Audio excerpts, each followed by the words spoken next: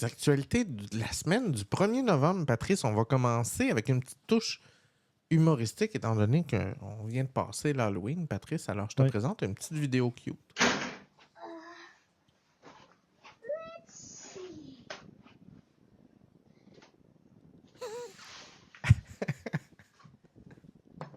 Fuck you! Pas fin. Lui est parti avec les bonbons de tout le quartier. Bon. Évidemment, on ne sait pas si c'est une vidéo qui est framée au complet ou si c'est arrivé c'est ça. pour vrai. Là. On sait que dans cet univers-là, on peut inventer un peu n'importe quoi. Alors, deuxième nouvelle, Voyager 1, Patrice, a utilisé un émetteur de secours qui était inutilisé depuis 43 ans. Puis ils ont réussi à l'utiliser? En fait, ce qui s'est passé, puis tout le monde sait que Voyager 1 a des problèmes depuis quelques mois. Là, ça va pas super bien, puis tout. Et là, dans les derniers jours, ils avaient eu des retours, ça s'était recommencé, ça allait bien, blablabla. Puis là, tout d'un coup, la sonde, elle communique plus. Et là, il se pose des questions, tout ça, puis il envoie une commande à la sonde via la bande X, qui est une bande, si vous regardez, moi j'ai un poster là, qui donne toutes les bandes, et la bande X, et ça prend 24 heures à peu près à ce que le message se rende, un autre 24 heures avant que ça revienne, puis au bout de 48 heures, le message ne revient pas. Donc là, ils se sont posé des questions, puis là, ils se sont rendus compte que sur la bande S, qui est une bande qui est beaucoup moins puissante, qui utilise moins d'énergie, il y a eu une réponse. Et donc, la sonde s'est mise en mode autoprotection. Elle a activé un protocole de communication d'urgence, étant donné qu'elle n'avait pas assez d'énergie pour communiquer via la bande X, et elle a utilisé la bande S pour communiquer. Puis les scientifiques ne s'attendaient pas tant à ce qu'elle rentre en communication avec nous via la bande S. Et cette antenne-là n'avait pas été utilisée depuis 43 ans. C'est assez fou. Donc, la sonde, de par elle-même, elle a fait son petit protocole. Et là, c'est arrivé 2 fois en l'espace d'une semaine. Là, les scientifiques sont tous en mode « Mais qu'est-ce qui s'est passé pour qu'elle fasse ça? » Là, ils sont capables de communiquer avec. C'est bidirectionnel, 48 heures d'intervalle. Là. Mais la communication est reprise. Bonne chose. On apprend aussi que, contrairement à ce qu'on pensait, on peut communiquer sur la bande S. On pensait que ça ne serait pas assez fort en termes de détectabilité pour être capable de communiquer, mais ça a l'air que ça marche. Donc, on n'a pas fini d'en apprendre avec Voyager. Prochaine nouvelle, Patrice. La Russie impose... puis elle a répondu, je suis Voyager, référence à Star Trek. Ouais, très drôle. La Russie impose une amende à Google de 20 milliards de milliards de milliards. Okay? C'est un chiffre 20 suivi de 36 zéros, Patrice. C'est plus que toute la tout le produit intérieur brut de tous les pays de la Terre. Et tout ça parce que Google a enlevé les sites RU et autres sites de nouvelles russes de propagande. Et là, la Russie est fâchée. Fait qu'ils ont fait une poursuite contre Google. Évidemment, Google ne va pas payer ça, on s'entend? Non. C'est un peu drôle. Prochaine nouvelle, Apple a fait encore la connerie, Patrice. De mettre un port en dessous de la souris? Ben oui, la nouvelle Magic Mouse qui vient de sortir live, là. Le port est en dessous. Veux-tu bien me dire du pourquoi, du comment tu fais ça? Ouais. Mais pourquoi? Il n'y a pas de la place sur le côté ou en avant ou en arrière?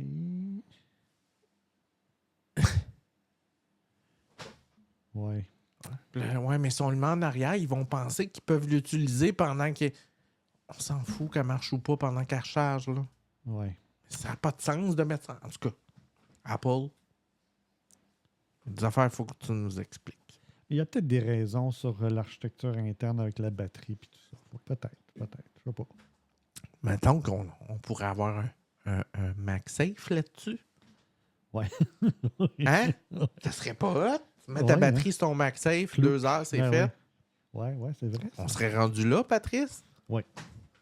Bon, en tout cas, c'est mon minute de chiant. PC Manager, Microsoft met à jour son CC Cleaner personnel. Wow! J'ai découvert ça aujourd'hui. Tu peux installer ça dans Windows. C'est le PC Manager, c'est fait par Microsoft et ça nettoie, ça accélère ta mémoire, ça fait tout ça. Et en plus, ça te donne une panoplie d'outils super utiles comme le redimensionner, faire tout ça. J'invite les gens qui ont Windows à aller chercher ça. PC Manager, vous cherchez ça dans Google. Vous allez tomber sur le Microsoft Store et assurez-vous d'abord que c'est fourni par Microsoft, là, que vous n'installez pas une cochonnerie qui vient d'ailleurs. Oui. Et c'est très utile. De toute façon, vous avez le lien QR qui est fourni. Prochaine nouvelle, Meta, avec son Thread, est rendu à 275 millions d'utilisateurs mensuels, alors que X riait de Zuckerberg en disant « Oui, tu réussiras pas, blablabla ». Ben, en fait, tranquillement, pas vite, on a X qui se vante d'être à 600 quelques millions d'utilisateurs mensuels, 275, on n'est plus très loin, et Mark Zuckerberg parle de 1 million de nouveaux utilisateurs par jour. Non, c'est clair que c'est un marathon ici, puis sur le long run, je pense qu'ils vont l'avoir. Ben, ouais. Puis avec ce qui se passe actuellement, on ne se Avec posera pas Elon. trop de questions. Ben oui. Microsoft, je t'ai dit la semaine passée qu'il restait 1 an avant de Windows 10. Ouais. Ben là, Microsoft fait comme un genre de backpedaling parce que là, le monde font comme, mais voyons donc, Colin. Puis là, à un moment donné, c'est pas bright de Microsoft, c'est parce que les gens, à un moment donné, qui ont une machine qui vont. Tu vas y pitcher dans les mains d'Apple ou tu vas y pitcher dans les mains de Linux ou whatever, mais c'est pas ça que tu veux. Ils vont aller chercher 30$ par utilisateur. Ouais, fait qu'ils vont prolonger les mises à jour de sécurité pour 30$. Il fallait y penser. Hein? Ouais. Ouais. C'est ça. Patrice, tu m'as partagé ça aujourd'hui. Nombreux Québécois peuvent obtenir 375 $ de Yahoo s'ils font vite. Donc, vous allez sur le site. Par contre, ma gang de petits gentils, il faut quand même avoir eu une adresse Yahoo. Donc, ils vont vous demander de le prouver. Donc, il y a 2 catégories, catégorie A et catégorie B. La catégorie A est un peu plus exigeante. Donc, vous devez vous connecter à votre compte, prouver que vous avez eu une adresse Yahoo, que vous avez reçu un email qui dit que vous êtes dans la gang. Puis la catégorie B qui est un peu moins exigeante. Allez lire là-dessus, trouvez le lien sur le site, c'est très clair. Et vous pouvez aller chercher entre quelques dollars jusqu'à 375. Et dans certains cas, si vous avez peut-être été victime d'une perte de données, parce que c'est concernant les données personnelles qui auraient été fuitées par Yahoo, on pourrait même aller jusqu'à 26 000 $, Patrice. Wow. Ouais. Mais évidemment, tu as besoin de prouver plein de choses pour te rendre là. Ouais. Tu as vu ça, Patrice, le Washington Post? Oh, ils ont perdu suite à la décision d'être neutre, de ne pas... c'est pire que ça, Patrice. La nouvelle n'est pas à date. Washington Post perd de plus de 200 000 abonnés après son refus de soutenir un candidat à la présidentielle américaine. En fait, on est rendu près de 275 000 abonnés de moins depuis 5 jours. Okay? C'est énorme en termes d'abonnement. Et tout ça vient du fait que depuis toujours, le Washington Post, à chaque élection présidentielle, la rédaction fait un article en disant cette année, nous encourageons nos lecteurs à Biden ou whatever, ce qui suggère. À voter pour un candidat ou un autre, là, c'est ça. Exact. Cette année, Jeff Bezos a tellement peur que ça soit Trump qui gagne. Et sachant que Trump et Elon ont annoncé leur couleur en disant « Nous allons tuer tous les médias mainstream de cette terre », M. Bezos, excuse-moi le terme, Patrice, a fait sa pute. Ouais. Et s'est couché bien bas en disant vous n'allez pas écrire d'article, vous n'en parlerez pas. Ça, dans la foulée de la merde que ça a fait, le rédacteur en chef a sacré son camp. Il y a un journaliste, bref, ça a fait bien du bordel. Et ça continue en ce moment. Oui, parce que ça met en doute toute l'indépendance journalistique entre les propriétaires et la rédaction. Ouais. Patrice, les Avengers se sont invités à la présidentielle américaine. Ah oui. Hi, you guys. Hi, Avengers. Hey, Scarlett. Jumping on the call. Whoa. I think you mean assembling. I said assembling. Don, that's pretty good. No, they thought it was funny. Scarlett, it is our pleasure to come together and to get the vote out this election. Come on. Yeah, how can we be of service? Well, how about we start with what our voting plans are going to be, who we're going to bring to the polls with us, that sort of thing. I think Kamala Harris needs a catchphrase. Ooh, yes. Definitely a catchphrase. How about this? I'm just off the top of my head. I can do this all day. Shut up. I hate it. Okay. I mean, it's original, but What about something punchier like, Ooh, boom. You looking for this? Iron Man 2, everybody loved it. okay, again, I think we're just trying to get out the vote. Kamala forever. That's better. Okay, how about I'm down with democracy? It's just clean, it's simple. Okay, I like that. It's hard to argue with that. Kamala Harris down with democracy. Oh, yeah. I'm Kamala Harris, and I say down with democracy. I don't know if that sounds the way we want it to sound, though. I think we just need, can we get some production, though? Jarvis? My name's not Jarvis, but whatever. Oh, yeah, that's right. Down with democracy. Down with democracy. Is that what we mean, though? Yeah, together we're going to tear down democracy. Will you stop playing heroic music under yourselves? I'm Kamala Harris, and I am down with democracy. Did I sound enough like her on that one? That was great. How many Golden Globes have you been nominated for? I'm just curious. Yes! All right, that was awesome. C'était excellent. Ouais. Pour ceux qui sont moins familiers avec la suite Marvel, ce sont tous les acteurs de Marvel qui se rencontrent en tant qu'acteurs, donc avec leur nom d'acteur normal, mais qui s'obstinent comme s'ils étaient dans les personnages de Marvel selon leur personnage. Donc, on a Hulk qui est jamais d'accord avec personne, qui est toujours en train de critiquer. On a très, très drôle. Une belle touche d'humour, j'ai adoré. Ouais, vraiment bon. Et je pense que ça fait le tour, Patrice, pour mes nouvelles à moi. De mon côté, la faille zéro-clic expose des millions de dispositifs de stockage populaires Synology à des attaques potentielles. Donc, il y a un petit logiciel qui vient avec ces appareils-là de stockage. Donc, c'est comme un disque dur sur un réseau que beaucoup de gens utilisent, de compagnies utilisent pour faire du stockage de données. Donc, au lieu d'avoir un ordinateur et de stocker sur l'ordinateur, on stocke sur ce genre de disque-là intelligent sur le réseau. Et le problème, c'est qu'ils ont une application qui s'appelle Synology Photo, qui est activée par défaut sur les dispositifs B-Station. Et ils ont découvert qu'il y avait une faille de sécurité sur cette application-là. Oh.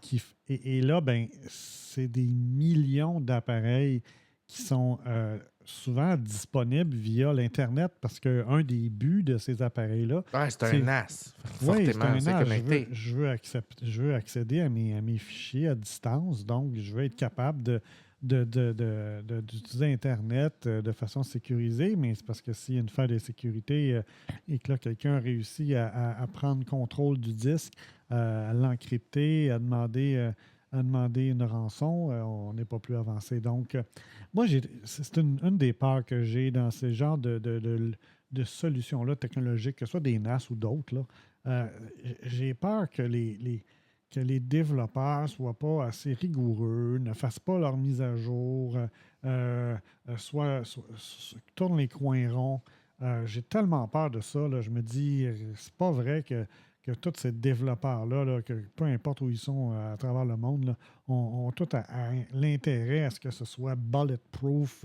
Eux, le but, c'est de vendre des appareils, puis ils te mettent des applications là-dessus, puis au bout de la ligne, peut-être ton appareil peut être compromis. Alors, il faudra voir ce que ça implique, parce que, tu sais, on parle qu'il y a des NAS dans des centrales nucléaires, il y en a dans des systèmes de traitement d'eau, ça peut être... C'est problématique, oui. Ouais, c'est vraiment problématique. Donc, c'est à suivre. C'était publié dans le Wired Magazine cette semaine, je crois. Le lancement des processeurs M4 cette semaine, Patricia, et ce qui m'a soufflé, présentement, la diffusion est possible grâce à un Mac Studio M1 Max. J'ai un MacBook Pro M1 Pro, donc une coche en dessous. Et là, il est en train de me dire qu'ils sont rendus 3 fois plus vite dans le Pro, puis 3,5 fois plus vite dans le Max, dans le processeur, entre le M1 et le M4. Là, on ne parle pas de 50 de plus. Là. On parle de comme... C'est des chiffres impensables en termes de grandeur, d'ordre de grandeur. Je trouve ça vraiment impressionnant.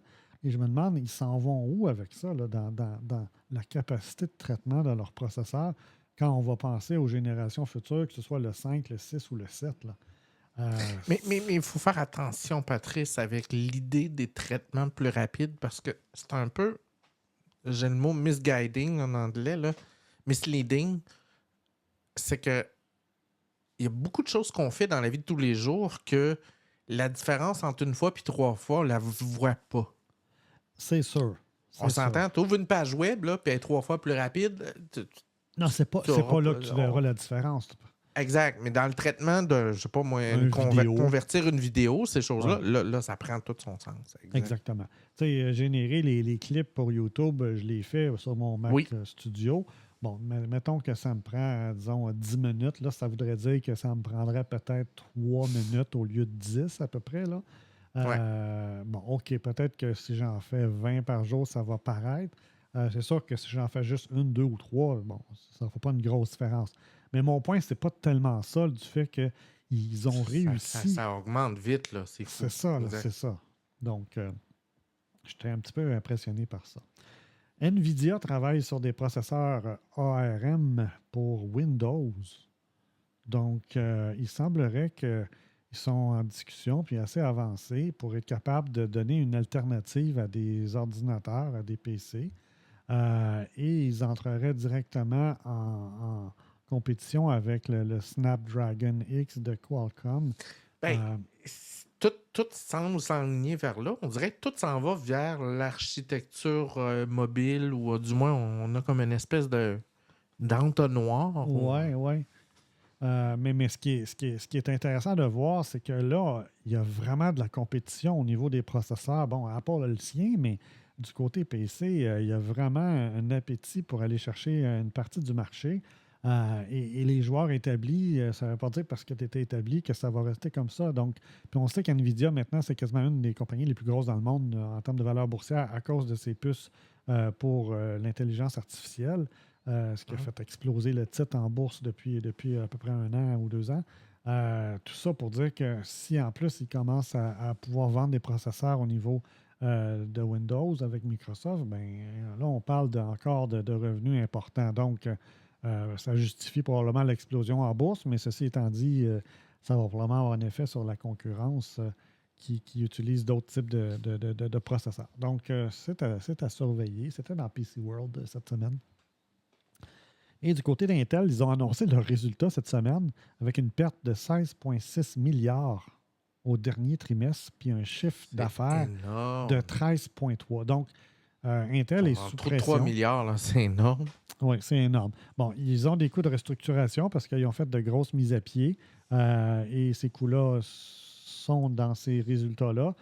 Selon certains analystes financiers, ils sont sur la bonne voie pour redevenir rentables, mais on le voit là du côté d'Intel, ça ne va pas bien et ça brasse pas mal. Donc, cette semaine, c'était une mauvaise nouvelle de ce côté-là. La compagnie Supermicro, qui est une compagnie qui offre des serveurs pour des fermes de serveurs, a eu... l'action s'est effondrée en bourse là, de plus de 35% parce qu'ils ont leur cabinet conseil qui s'occupe des états financiers, EY, Ernst & Young, a décidé de démissionner, de se retirer. Il semblerait Ce qui n'est pas bon signe pour une entreprise, je me trompe? Ben, non, c'est pas bon signe. C'est comme une façon de dire, regarde, moi, je ferai pas de... Je ne veux pas cautionner ce que vous me dites de cautionner. Et en fait, ce qui est arrivé, c'est qu'il y aurait un ancien employé qui aurait fait des malversations à l'intérieur de la compagnie puis au niveau des marchés. Et ça aurait un impact sur les états financiers. Et EY dit non, nous, on ne signera pas des états financiers où il y a eu de la malversation et où ce que nous, on pense qui est arrivé, vous ne voulez pas l'accepter. Donc, l'action s'est effondrée. Et cette compagnie-là est en difficulté présentement, devront se retrouver un nouveau cabinet qui va s'occuper de signer leurs états financiers. Grosse nouvelle, Apple étend sa relation avec Global Star, on parle d'un investissement à terme de 1,5 milliard pour aider à une meilleure couverture satellitaire. Il veut s'affranchir de Elon Musk? Je ne sais pas, mais c'est clair que tranquillement, Apple joue de ce côté-là. Ça ne veut pas dire qu'ils veulent avoir nécessairement le même type de service que ce que Elon offre de son côté, mais à tout le moins au niveau de tout ce qui est des services d'urgence, d'SOS, les services d'aide, on parle de roadside assistance, de messages, de Find My phone, de trouver mon appareil. Donc, clairement, on sait qu'Apple a le cash, ce n'est pas un problème. Ils ont des montagnes de cash. Je pense qu'ici, ils essaient de trouver les bons partenaires pour être capables de s'allier et d'offrir un service augmenté sur leurs appareils. Donc, soit dit en parlant, j'ai essayé, Patrice, l'envoi de textos par satellite. Oui. C'est vraiment très hot.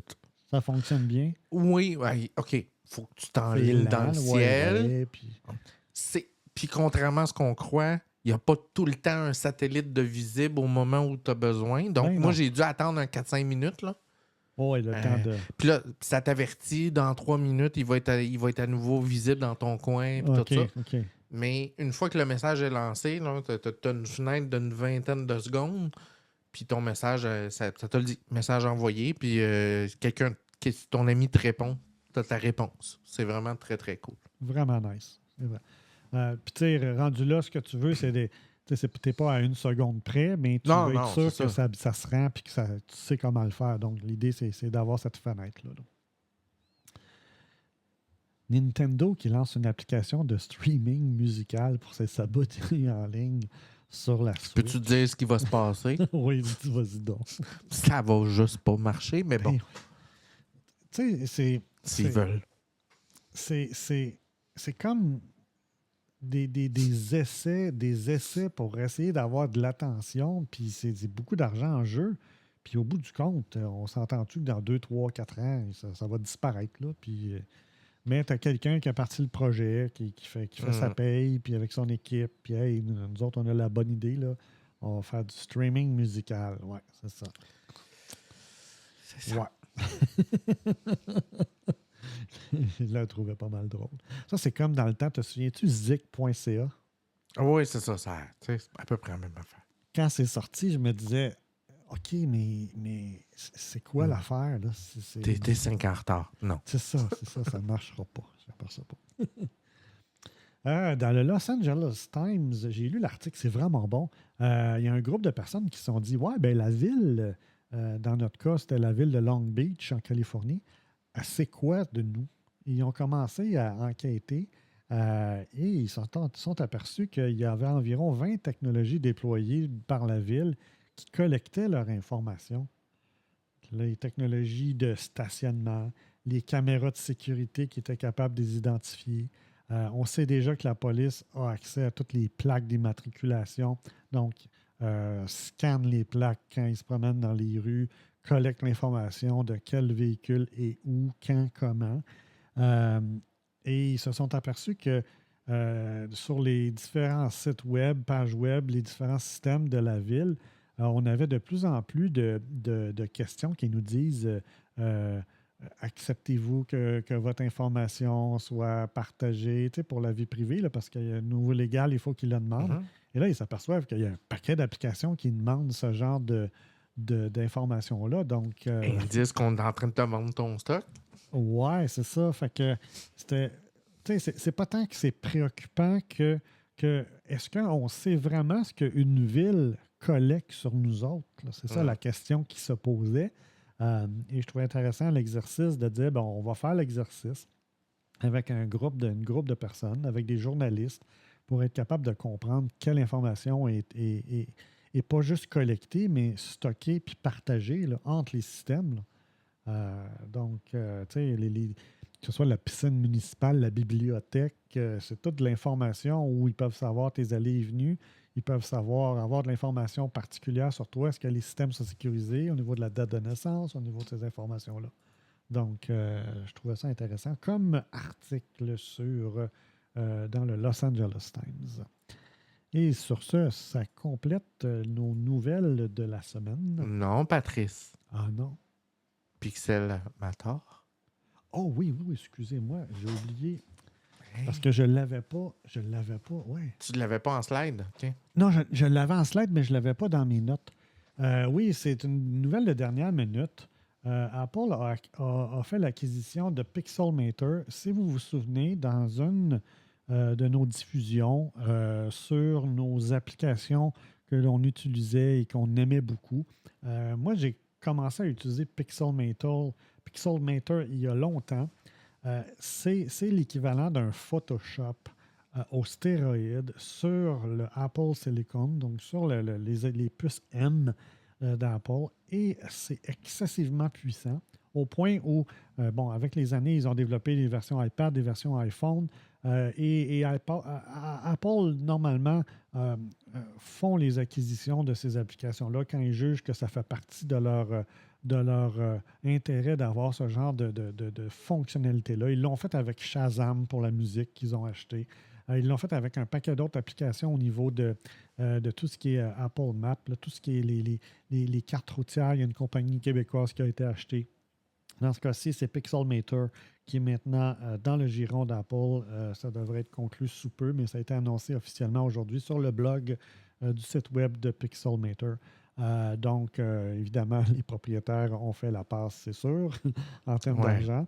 Et la bonne nouvelle, c'est que ça veut dire probablement que Apple arrivera éventuellement avec une suite intégrée de manipulation d'images. Là. Hein. Exactement. Tu sais, ils avaient déjà Final Cut au niveau du vidéo, Final Cut Pro. Ils ont iMovie qui est gratuit.